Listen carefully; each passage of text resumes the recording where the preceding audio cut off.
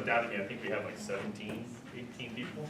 We got 42 unique answers. So you'll notice there was only 6. So the ones with the numbers is that exact same. Now a lot of these mean pretty close to the same thing. You know, and I'll send this out to you so you guys see it. But so responsive, safe, welcoming, each got 2. Inclusive was the most. 6 people wrote inclusive, and 2 for affordable, and 3 for connected. Other than that, a whole bunch of different words, right? Which I thought was interesting. I don't think we'll do this right now, but it'd also be interesting to think about other, like your neighbors, like the 8 people around you. Would they do the same 3 words? Obviously we're the engaged people, so for some people words like engaged and connected are like, that's what I want, and for some people it's probably like, no, leave me alone. So those are probably some of the tensions we're going to be looking at. So we'll send that out to you. I think my favorite is the co-concentric. Is that a real word? Yeah, I think so. I Googled it. Who wrote that? I did, and it Yeah. was, I think I misspelled it, co-concentric. Oh, I was concentric. thinking small neighborhood, larger neighborhoods surrounding, you know, that idea of concentric Oh, like circles. concentric circles. Okay. So I had probably screwed that up. That's right. May have caught that. It actually is a word because I Googled it and something came up. So. All right, so what I'm going to do here, maybe something a little bit different, but kind of setting up kind of a big picture to think of, to set up. I'm going to be with y'all for quite a while here. Partly what I'll be doing is depending on what y'all want, and even that conversation you just had, you know, a lot of what I do is process design. When I'm designing specific processes, I'm always kind of struggling between, you know, having too much structure and having too little structure. But every meeting I'm doing, I don't get to the norming, storming, beforming, you know, I've got 2 hours because it's a new group. And I think sometimes you'll be dealing with a group that's meeting kind of pretty consistently, kind of a long-term group. And then sometimes for certain issues, you might just have one big meeting that you're trying to get new people to. You know, so we'll be helping you, really giving you a lot of hints, a lot of material, kind of process design and those type of things. Particularly if that's something you're interested in, right? Because that's some of the stuff that I do in my work. What we're going to try to do today is kind of do a more big picture, almost kind of the philosophy in a sense of one way I'm looking at this group, in particular this notion of facilitative leadership, and kind of make the case for facilitative leadership and this possibility. And in some ways you're going to be very traditional leaders of, you know, helping kind of push things through, or, you know, as things are coming up, you know, and those kind of skills that you're thinking about neighborhoods. So this might be kind of a more kind of developed in a sense long term. One way I kind of talk about it, some things that I've written, is kind of have to have the mindset for this kind of leadership and then the skill set. So I'm setting up the mindset today, the kind of big picture, and then we'll be filling in the blanks with specific skills as we kind of go through. Assuming this kind of sounds good and kind of want more of it when you go. So what I was going to do kind of today, I wanted to start with kind of this question of why are we so polarized, right? And I was thinking, I've been doing all this stuff with human nature the last couple of years of really trying to understand why we're polarized, and then this election happened, right? And it seemed to get a little bit more and more relevant every day, right?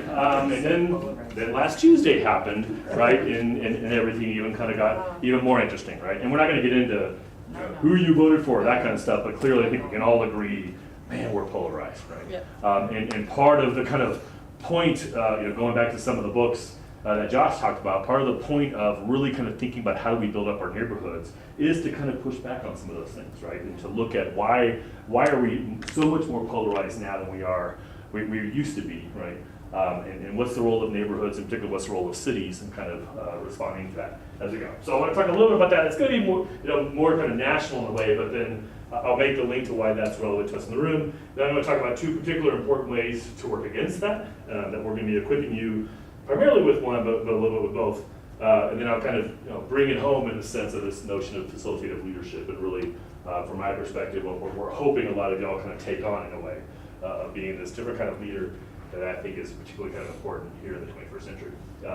So what I've done for about the last year, probably a year and a half now, is I did this deep dive in kind of brain science and social psychology. How do our brains work to help us understand polarization? My job as the director of the Center for Public Deliberation is to help people have tough conversations and to kind of get past this polarization and have these type of kind of things. So I want to understand more how our brains work. So I read a lot of books. You're not getting all these books to check out today. But some of them might be pretty interesting. So particularly Irrational, the Hidden Forces that Shape Our Decisions. True Enough, Learning to Live in a Post-Fact Society. Our polarization is so strong that facts don't really matter that much anymore. I think our election kind of showed that. This one actually won a Nobel Prize, Thinking Fast and Slow. It's all about how we want to use these simple rules, they're called heuristics, to make decisions, and we want to rely on them instead of seeing kind of different rules. You are not smart, and 46 other ways you're deluding yourself. How your brain distorts and deceives. This is my favorite one. So if you're going to get one of them, I would probably suggest this one, What Makes Your Brain Happy and Why You Should Do the Opposite. And I'm right and you're an idiot. And all these books really kind of get into how our brains work and why we're polarized and those type of things. So I asked y'all last time if y'all are willing to do some reading. Y'all said yes. Now I just finished about a 70-page paper on this. I will send you that if you want it. Maybe we'll just attach it. I don't expect y'all to read a 70-page paper, but if what I do right now sounds really interesting and you want to dig into it, you'll be able to. What the paper does is the first section of the paper is all the bad news, right? Of why our brains don't work so well for tough issues and polarization. One of the biggest things across all those books, and I dug into a lot of the academic literature as well, not just those fun best-selling books. We crave certainty and consistency. That's how our brains are wired. We want things to be simple, right? And particularly once we make a decision, our brain works overtime to protect and confirm that decision and protect anything to go against it, right? If this starts sounding like the election, you might kind of get a sense of that, right? So that's a very basic thing. I love that someone brought up Dr. Brown, right? This notion of being willing to live with uncertainty, be comfortable with it, is something we have to learn how to do. It's not very natural with us, right? And that's going to be part of your role as a facilitator leader, right? As a traditional leader, you're certain, you've got it all minds made up, and your job is to mobilize people, right? And it's kind of push them in your perspective, right? Whereas a facilitative leadership is you're going to be more comfortable with the uncertainty, right? Your job isn't to have a position and convince people of your position. Your job is to help people have better conversations and make better decisions, right? And that's the skill set that certainly I'll be trying to help you with, right? We're suckers for the good versus evil narrative. Again, that's how our brains work. Our brains thinks in narratives. I always kind of talk about Disney characters here because I've got 3 little kids and we've watched lots of Disney movies. And most of the traditional Disney movies have been these good versus evil. And just think about the evil characters, right? And it's changed a little bit in the last 5 years, right? But the traditional Disney, the evil characters were just evil, right? There was nothing good about them. Right, they weren't misunderstood, right? And I think we love those movies because it tells us that's what we want, right? We want good versus evil, and we just want to vanquish evil. And we teach our kids any problem is there's just bad people behind the problem. Yeah. Let's just remember that every Disney story has someone die. Right. Yeah, mostly the dad, right, or the mom. Mom's always dead. And it's not just Disney, right? Because my kids are now older. One's 15 and one's 13. So they don't watch Disney movies anymore, but they love superhero movies, and they love Star Wars movies, and they love movies like Avatar, right? Which are all good versus evil. Evil's clearly evil. Evil gets vanquished. We all love it, right? So it just feeds us. So then we translate that into complex issues, right? Thinking the problem is bad people, right? We're tribal. We prefer to gather with like-minded. This is probably one of the most important ones, particularly, because the question becomes, being tribal, is that actually a bad thing? It could be a good thing. It could be a really good thing, because we really care about each other. Part of what we are tribal means is we're not individualistic, right? We are social. We want to connect with other people, right? But we also tend to connect with other people by kind of defining the us and the them. And the question is, who is the them? And one of my big arguments, the reason my own work switched from national politics to local politics is because national politics is depressing, isn't it? No, because national politics is pretty challenging. But for national politics, your tribe is kind of set, right? You're a Democrat or Republican, or you're obviously more people rejecting that. The question in a local or a neighborhood, is your tribe Fort Collins? Is your tribe your neighborhood? Right? And maybe those other distinctions aren't as critical, right? So that's one of the possibilities. That's one of the hopes of neighborhoods and cities is we can tap into this in a positive way versus a negative way, right? Because you'll find out how many things you have alike when you're in proximity with each other, right? In a neighborhood and how much you kind of care about. Yeah. I just heard an interview with a man named Dmitry Orlov, and he talked about, I think he might have just written a book about tribal relationships. He says that they're ideal, and that the problem with our politics and our societies, it's so large, it's hard to get anything done, concrete done. And he said that it would be better for us to break out into groups of 150 or less, kind of the optimum level of organization. Yeah. Yeah, and the Vanishing Neighborhood book that he mentioned as well, which I just finished, basically makes the same argument. It's like, how our brains work. We can manage about 150 people, right? And that's how our brains kind of work. So when we go to national, it kind of flips things, right? But that's why thinking about a neighborhood in a way is tapping into human nature in a much more positive way. It has a lot more potential to get into what I'll get in a second, which is the good stuff that we learn from brain science, but that we don't hear as much about because the bad stuff dominates. Right, because the dominant conversation, especially in election years, I wrote an article for the Colorado a couple weeks ago about how bad elections are. Right? That was a really good article. Thank you. And the argument was basically, for me, the fact that election year is like quintessential democracy for some people, no, it's democracy is worst. Right? Elections are horrible, right? Because it completely pits us against each other. It's a winner take all, zero sum. You have to pick a side. Everyone picks a side, and then the brain works overtime to justify that. So democracy is what we're doing, right? When you're in your neighborhood having a meeting with people in the room to think about what decisions do we need to make together to affect this, that's quintessential democracy, right? So that's kind of part of, from my perspective, what we're trying to do with some of that, right? Probably the most important is we filter and cherry pick evidence to support our views, right? And my background is in argumentation. How do people make arguments? What evidence do they make? And this is the scariest part of the research. And this is what I really get into in my paper. So I won't go through all this. It's a lot for today. We can get more into it if you want to. Again, my time is yours. But in my paper, I kind of walk through these 5 stages, right, of how people think. Motivated reasoning, particularly once they make a decision, right? So starting off, what and who we expose ourselves to. Once we make a decision, we inherently expose ourselves to sources that will confirm that decision and kind of avoid things that will attack that decision, right? And we do that naturally, like what news source we go to, who we hang around, who we call to talk to, and those kind of things, right? We actually now, the internet does that for us without us even knowing, right? So Facebook, Google, those type of things. If you Google something and you click the conservative link, the next time you Google, it's going to give you the conservative links. If you like your progressive friends' comments a lot more than your conservative friends' comments, if you haven't unfriended them all already, then they're going to just give you more and more of that, right? So you're in this echo chamber that you don't even know sometimes, right? So these notions of selective exposure and echo chambers is we think we've really kind of challenged ourselves, but inherently we haven't, right? And then second, it's probably the most important kind of stage, how we interpret new evidence, right? So how our brains work when we get exposed to some sort of argument or example is very biased, right? There's one quote from a book that I really liked. That when we want to believe something, we ask ourselves, can I believe it? And if we just get one little shred of evidence to support it, we're done. We're happy, right? And it's true. But when we don't want to believe something, we ask ourselves, must I believe it? And if we just have one little shred of evidence that questions it, we're done and we're happy, right? We have very unfair rules of evidence in our head for the position, right? We're going to inherently kind of be really tough on certain things. But some of the research shows here, it's really scary to think about. They've done these experiments of developing really strong information about a controversial issue, like capital punishment, right? And say you're pro and you're against, and we get both of you to read it, right? And it's balanced information, has information, both sides. It's a complex kind of issue, right? What happens to y'all's position after reading really high quality information?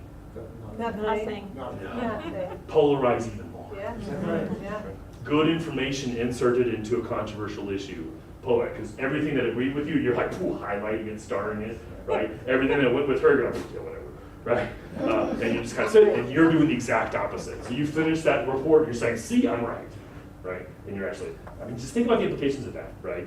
Good information, we completely know from this research, good information does not change minds. When people are already deciding, right? When people are kind of trying to figure it out, it might, right? But once you've made a decision and your brain works overtime to protect it, data doesn't matter. So all like sharing kind of Facebook posts with the people that disagree with you, right? To show them, read this article, watch this video, right? All that basically backfires. Even some research that shows the higher quality the information, the more it backfires, because the more their brain has to work to overcome that. Right? Wow. So. Okay, well, I've done a fair amount of reading on the difference of the neuroscience on Republicans versus Democrats. So. And it's really different. The brain is different.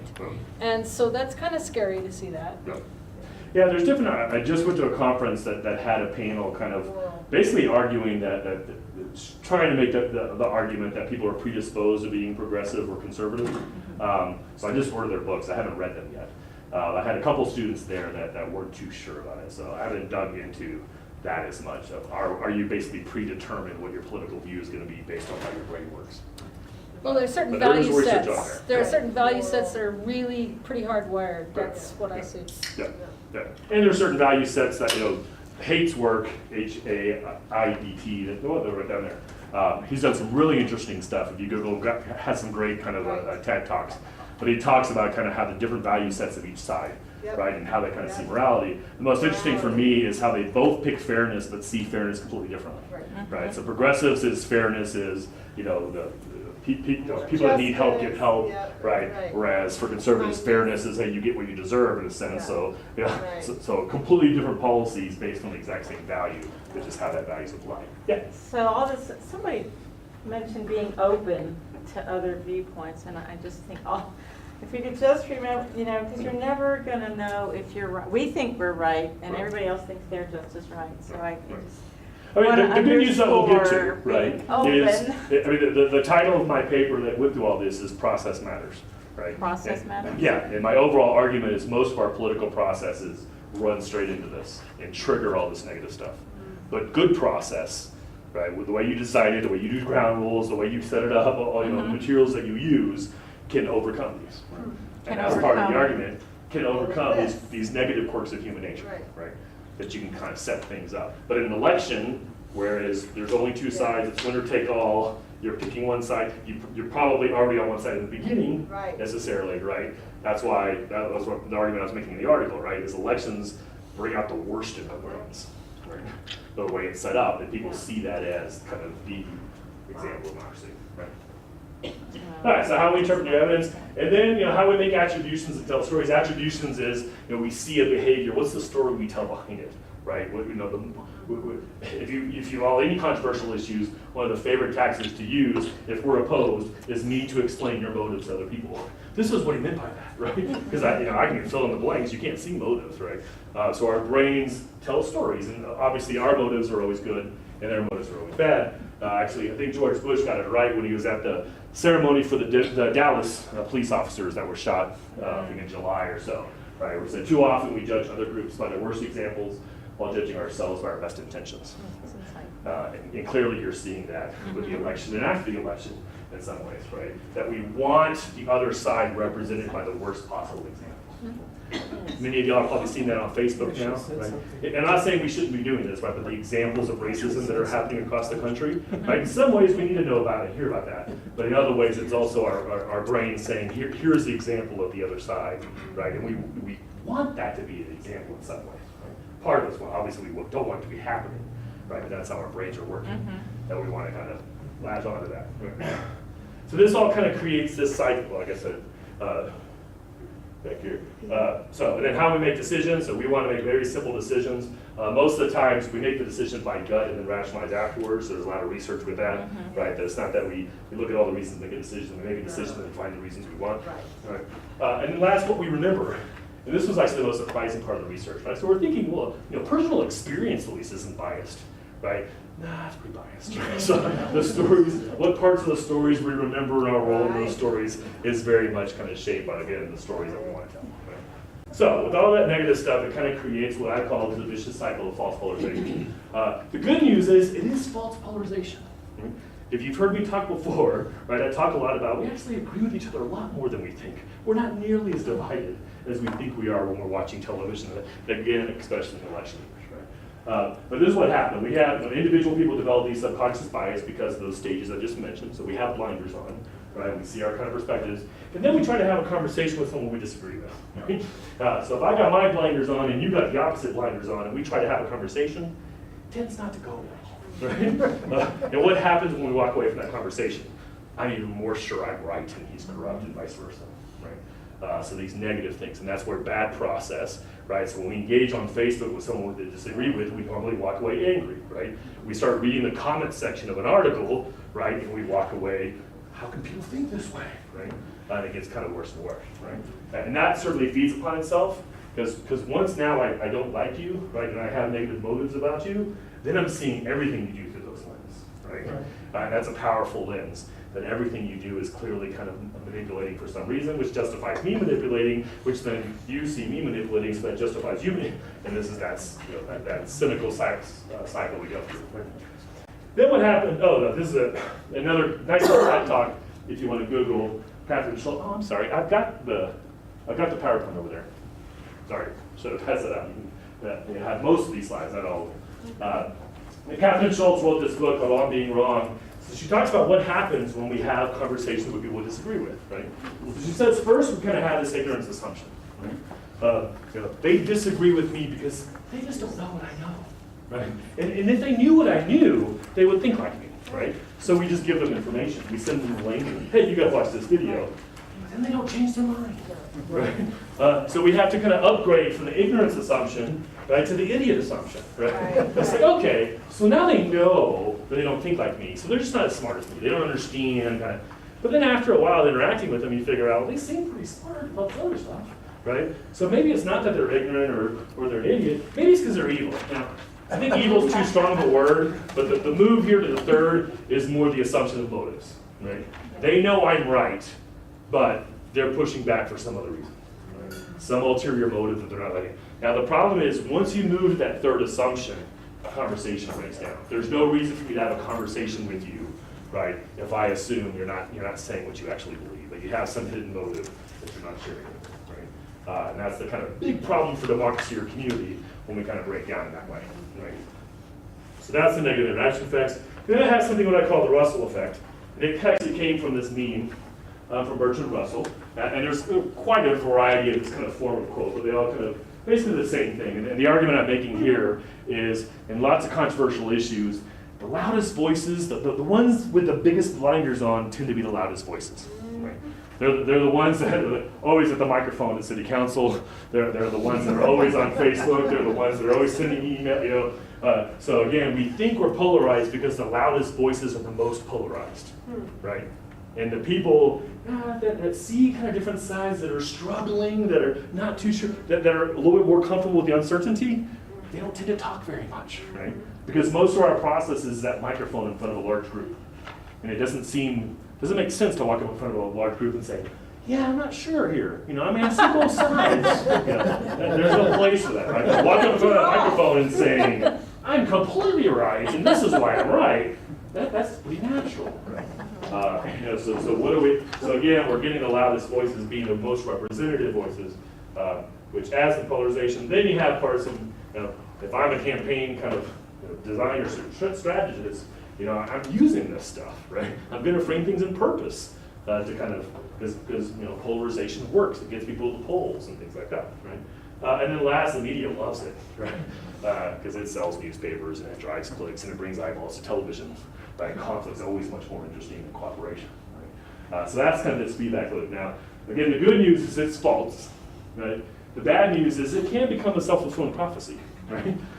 Because if it gets to the point that I assume you're horrible and you assume I'm horrible, and then we say certain things where it doesn't matter if it was started because it was fake, now it's real. Right? So how do we kind of change these things? How we're getting to now, obviously a lot of this probably makes sense in the context of the election right now, but this could also happen in things in neighborhoods, right?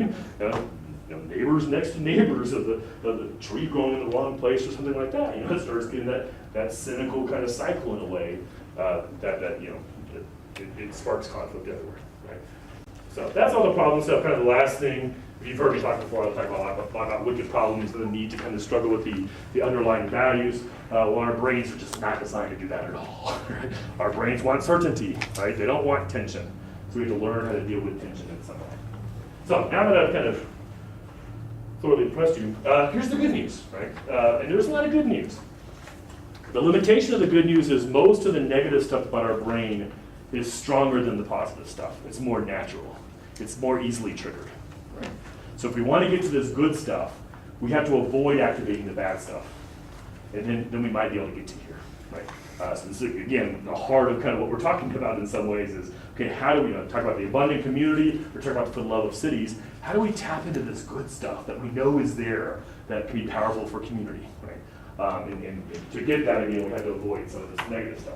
Right, so first, we are inherently social and seek purpose and community. Again, we are tribal, right, but that tribe can be used for kind of good or bad, depending on how it's framed. Right? Some of the kind of most uplifting research that I'm kind of getting into in terms of purpose and community, there's arguments now that basically we as a species are our happiest when we do hard things well. I mean, think about that, right? We're happy when we're on vacation on the beach of Mexico, right? But finishing a project and just nailing it, right? Yeah. That feeling of, man, I did it, that was hot, that's kind of the epitome of happiness in some ways, right? So part of my goal in some ways is for people to say, you know what? Living together in a diverse community, that's the challenge I want to take on, and we're going to figure out how to do it well, right?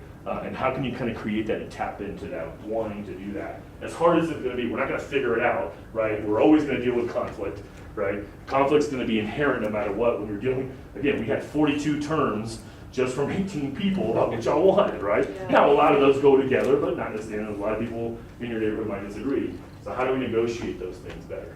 We're inherently empathetic.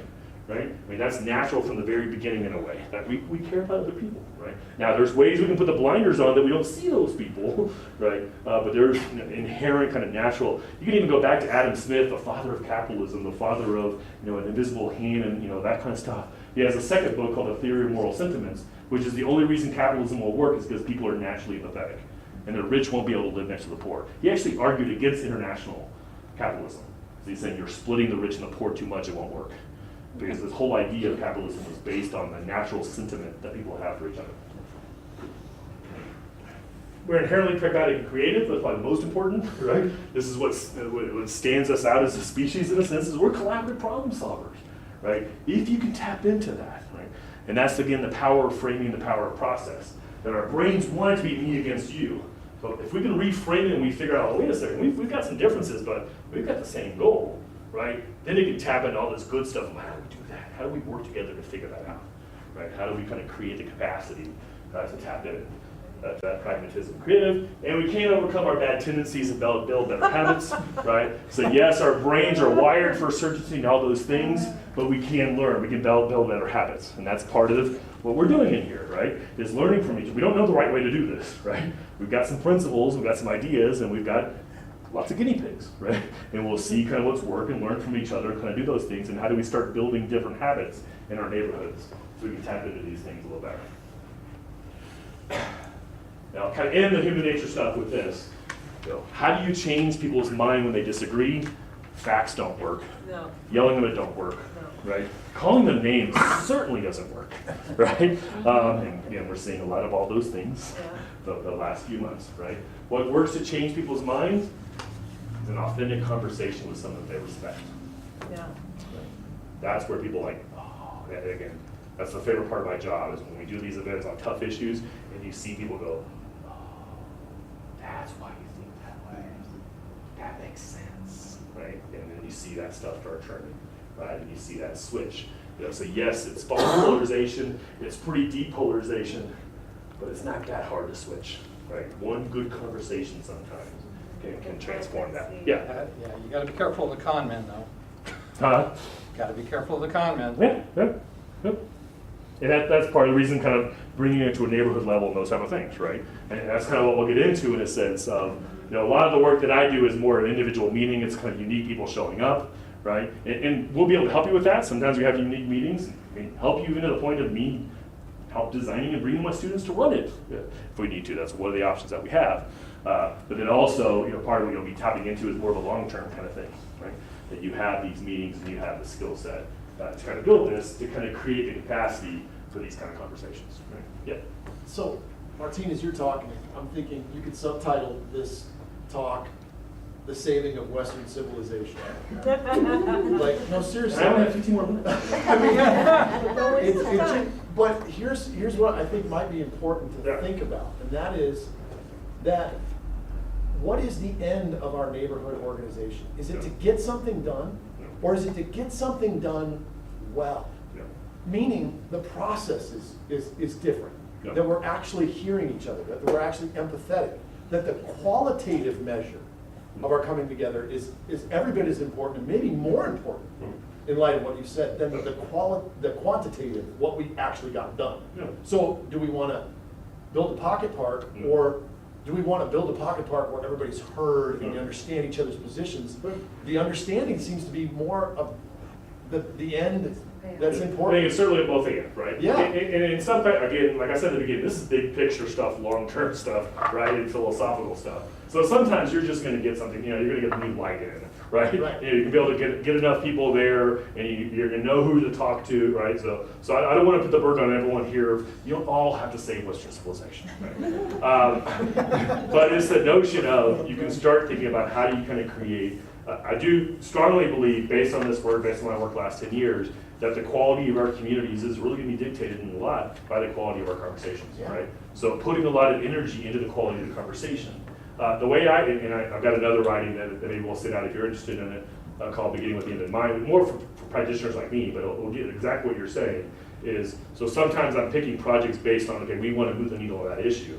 But I'm also saying, but we want to do it in a certain way that's building a skill set, building capacity, building trust and respect, right? So the next time we have an issue, it's going to be that much easier, right? And I'm actually going to end today with, we had the vicious cycle of false polarization with the virtuous cycle, if you look at the last slide, right? And that's that notion that each time you do a process right, you're creating social capital, you're creating connections between people. That it should be down to you. Another way to think about this, the Kettering Foundation does a lot of this work nationally. I work with them, and the president of the president of the Kettering Foundation always uses this phrase: we can't just focus on the problems in democracy. We have to focus on the problems of democracy. And if we get better at the problems of democracy, then the problems in democracy will be a lot easier. If we invest in the process and invest in the capacity on how to talk to each other. So I think that's what you're tapping into with that. That both have to be important. Right? But I also don't want to put that burden on that. You have to change the whole philosophy of your neighborhood. Right? It's more this little by little. You can change habits just by kind of change the way people talk. Right? But that's worth giving some energy to, because it's immensely satisfying to live in an environment where everyone's heard. And it's different. It's not polarized. It's immensely satisfying. So this one is, part of my paper looks at the most public processes, like I would say, whether we're looking at elections or we're looking at one time on a microphone or even the internet, right? Which those are all really useful for kind of sparking that negative human nature, right? So how do we kind of get better process? And that's what we'll be kind of talking about a lot as a kind of help, right? So that's why we're also polarized. The two ways to work against the polarization, what I want to talk about now, and kind of two things. So one is better process, right? And that's a lot of the work that I do, and part of what will help you quick. How do you run better meetings, right? What tough issues can you get? And the second thing, which is what the research kind of shows, is this place-based connection, right? That neighborhoods, inherently, if you know your neighbors, you're going to have a much kind of diverse kind of perspectives in some ways. Right? The power of the internet is it makes it really easy for us to connect with like-minded people, right? Or find people that think differently but are so bad at communication that they become the representative example, right? Like those idiots kind of thing, right? And that's where a lot of the literature kind of shows of a changing of the American community is we've lost this middle ground. We've lost these connections with people that think differently. So it's so easy. It's easier for us to not even be able to imagine someone that thinks that way, right? Because none of our close friends think like that, and none of my online friends think like that, right? So you don't have that middle ground. So that's where there's a big push kind of in the theater. It's like, how do we kind of revitalize neighborhoods? Because when you know someone is a real person, then you can actually have a good conversation with them. And you can kind of short circuit, and you don't kind of have that simplistic good versus evil, because it's really hard to have someone you know as a real person play the role as evil, right? Back here. So at the beginning you said that our minds like to be simple and consistent. And do you think that everything, technology and the number of people on the planet and the problems that we've created have they become too much for our brains? No. Has society evolved faster than our brains can handle it? Yeah, I mean, I think we're still seeing, we still want magic bullets, right? We're wishful thinkers inherently. Right? So wishful thinking is either a magic bullet or a devil figure causing it, right? We just get rid of the devil figure, So our brains are always going to that, but there's ways. And for me, it's always kind of finding the tension between extremes, right? So there's that tension between too simple, which our brains want, and Right. too complex, which is just overwhelming. Right. We need to find that sweet spot in the middle, right? But that kind of requires good process, and it requires facilitative leadership and those type of things of how do we spark those kind of conversations that helps cut this middle ground, right? Okay. And part of what you're right, I mean, if it seems so obvious you're right and you can't understand at all how people think that way, I mean, hopefully there's a little light there that goes, maybe I should ask some questions, right? Because maybe it's my brain kind of making this so easy for me, right? As we go. Just to comment that there was a statistic that illustrates this very clearly. 90% of the people who voted for Hillary never interacted or knew personally anyone who voted for Trump, and vice versa. 90% of the people who voted for Trump never interacted or knew someone personally who voted for Hillary. Yeah. And that's part of the, lots of different reasons our system, that's what the research shows is we're not nearly connected as we used to be, right? Because of those middle grounds. So how do we rebuild those in some way? Neighborhood. Yeah. Let's skip this. Well, so this is kind of real quick that when I talk about kind of most of our public processes are not kind of designed for these kind of things. So most of the time we have just input from citizens, right? Maybe some interaction back and forth, but if I'm a government official, I just kind of have individuals coming at me, right? So it kind of turns into this. With a tough issue, you have lots of people yelling at you in all directions. But that kind of feeds that human nature, right? Because this individual collection of opinion, each person kind of has their blinders on, kind of seeing one side of the issue. Right? But what we need is actually citizens talking to each other. So this is the work that I do. This is the deliberative engagement. How do we create possibilities? And I think we have an event on Thursday, Community Issues Forum. We do this every semester. I think we got flyers there if you want to pass it out. But if you want to see this, we're doing this Thursday night at the Lincoln Center. We're looking at the broadband proposals. We're looking at the possibility of the city kind of differentiating kind of income, not relying on sales tax so much. And we're looking at the Road to 2020, the Climate Action Plan. My students will be there kind of running small group discussions, walking through this. So hope to have some of y'all there or pass it on to neighbors. And then once the citizens have a conversation, in a small group conversation, this is where you can listen to each other. This is where you can have uncertainty. This is where you can kind of have those aha moments, right? Not the one at a time with a microphone, but a small group conversation, especially if that's a facilitated conversation, especially if that's a conversation that had some ground rules, that had some material people are reacting to, right? So we're not just relying on people coming in with their blinders on. And then, of course, for a real kind of community, it's not just government, but it's kind of, that's the model that we're trying to think of. So if you can imagine your neighborhood kind of having a big decision to make, right? Instead of that traditional meeting, one at a time on the microphone, the people with the strongest opinions talk the most, right? Do you split people up into groups? One little quick process thing I did, instead of asking you to say, hey, what are your 3 words, right? Because I guarantee you would have said 3 words, and by the 4th person, we have just got repeated all the way through, right? We would have probably had like 15 different words, right? But having you all write it down first, right? Getting everyone's opinion first, whether through the internet or whether through Bing or going to talk to people, you get that broad range of opinion.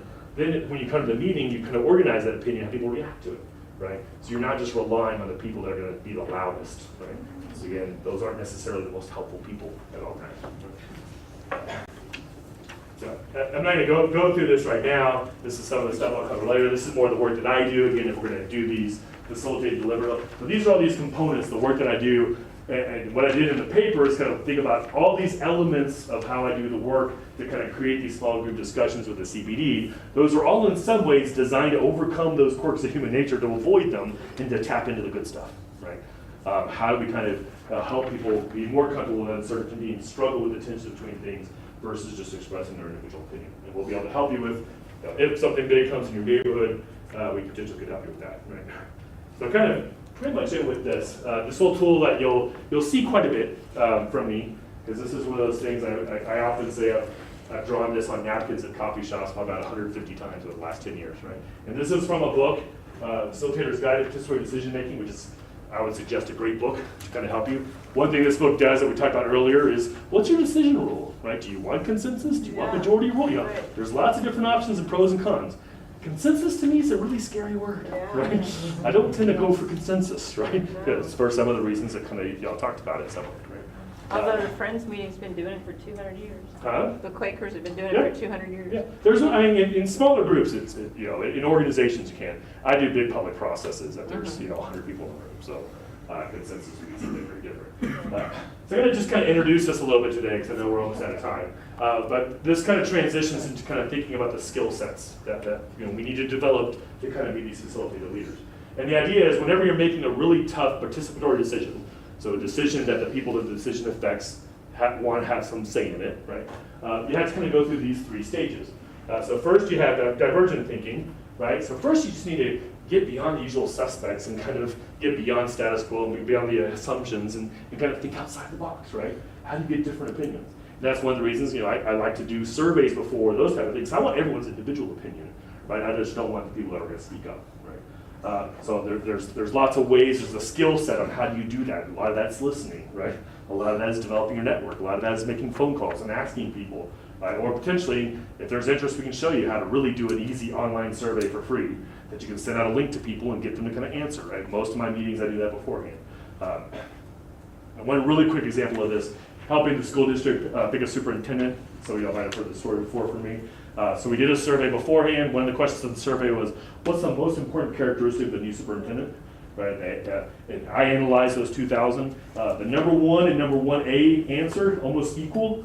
A strong leader that makes tough decisions and a collaborator that listens to all voices. The 2 great answers don't fit together very well, right? You know, but by doing the survey beforehand, we figured that out. So then at the meeting, we could struggle with that. We told them this is what we heard. Those 2 things don't fit together, and you know, at the tables, we struggled with that question, right? Versus just getting that. So getting those individual opinions first. The problem with this kind of shows is if you do a good job getting lots of different opinions, it's messy, right? I mean, if you're the kind of traditional leadership is you don't want dissent, right? You want to kind of, you know, create a kind of clear picture of the future and kind of rally people around that. And I will say, in some cases, that's still the best way to do it, right? But if you do that with a controversial issue, right, and you just kind of power through and get a decision, you're going to have some problems at some point, right? You're going to have some pushback. It probably in both ways. First of all, you're probably not going to have a good decision because you didn't listen to enough people and you lost a lot of good ideas, but then you also didn't get buy-in, right? So if you do a good job of getting lots of different opinions, now you're in the grown zone, it's messy, how do you handle that? Completely different skill set in this growth of working through the grown zone, of helping people kind of understand each other and kind of think through an issue. That's the kind of small group work that I do, that we're kind of, how do you help people have good conversations? How do you deal with conflict and those type of things, right? So that middle ground is kind of hard work. But then on the back end, at some point you have to make a decision, right? So convergent thinking is how do we prioritize? How do we move forward? What kind of decision rules do we use, right? How do we move from talk, tough, difficult talk, to actual action or decision making, right? And that's a whole other kind of skill set, right? So there's kind of 3 skills, communication skill sets. We'll talk about how do you make sure we have lots of different opinions and you have inclusion and people kind of have their say. How do you work through that middle, right? And then how do you actually make a decision on that one? The book kind of walks through a lot of those that I'll be bringing you out of class. I'm going to skip this part stuff for now.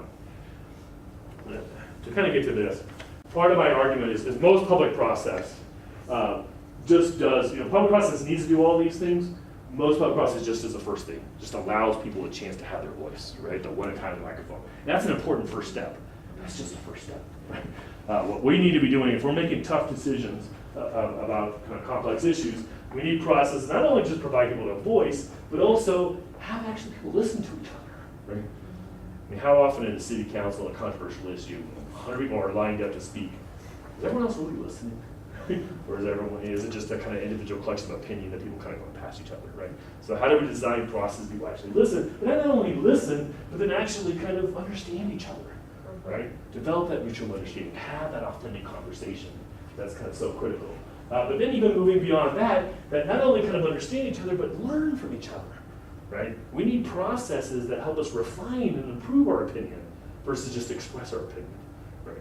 So when we actually have a real conversation between us, we're creating something new, and then ultimately we want to build capacity for this co-creation that we've been talking about in collaborative action of working together, right? So that's kind of, and that's just another way of kind of showing that we want the listening, we want the divergent opinion, we want to manage conflict, kind of the middle ground, but then at some point we need to make decisions and learn and actually co-create together, right? So those are the kind of steps that we need to kind of start developing in some way.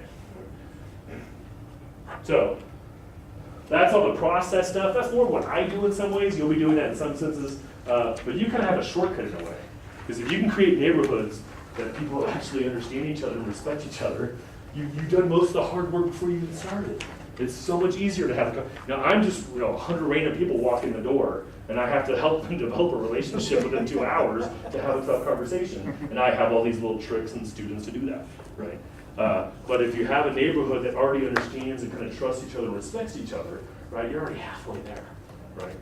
And you just have a little bit of a process to kind of tap into that. Right? So how do we kind of build that in our neighborhoods? Kind of based on those theories. So last, and this is only one slide, so I'll actually be on time.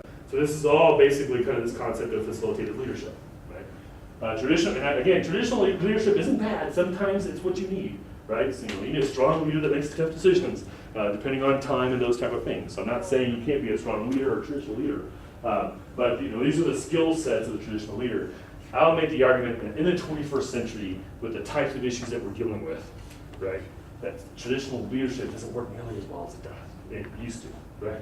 It just there's too many divisions. There's the internet is so easy for people to kind of organize and those type of things, right? That kind of rallying the people and getting enough to kind of push something through just makes people angry, right? And creates a lot of conflict kind of going through, right? So the kind of leaders that we need in the 21st century are those that can kind of bring us together, right? And part of the practical reality for this is for really tough issues, you shouldn't have an opinion at the beginning. Right? You can't go in there saying this is what we need to do, and your job to convince everyone in your neighborhood to do it. Right? Again, there might be some issues like that, but most issues, no. Your job is to be a facilitator leader, right? To be strong in the process and help people kind of help them have that conversation in a way. But your role isn't to kind of push a decision through. Your role is more to kind of nurture kind of the process like you're talking about in those norms, right? So instead of mobilizing the like-minded, you're more kind of sparking collaboration between perspectives. Because that's the kind of leadership and the kind of change we need, right? So we can go from the vicious cycle of polarization to this virtuous cycle of authentic engagement, which, like you were saying earlier, builds upon itself. Each time you have a good process, right, it's that much easier the next time, right? The next time something comes up and someone gets really angry and then they stop and they say, the last time I was so angry, but then I realized it wasn't as simple as I thought, right? So maybe they call a friend up and ask them some questions, right? And they actually have friends that think differently than them that can call up, right? Because you've created kind of a community of those connections, right? So I'm willing to stay around. We've exhausted your time, so I'll make sure we honor your time and let you kind of go home to your families. But we've had some questions kind of throughout, but I'm happy to kind of stick around for a while if you want to talk a little bit more. But this is also an introduction, kind of an overall framework that we'll keep on building on and kind of filling in blanks and those kind of things as we go, right? Thanks so much.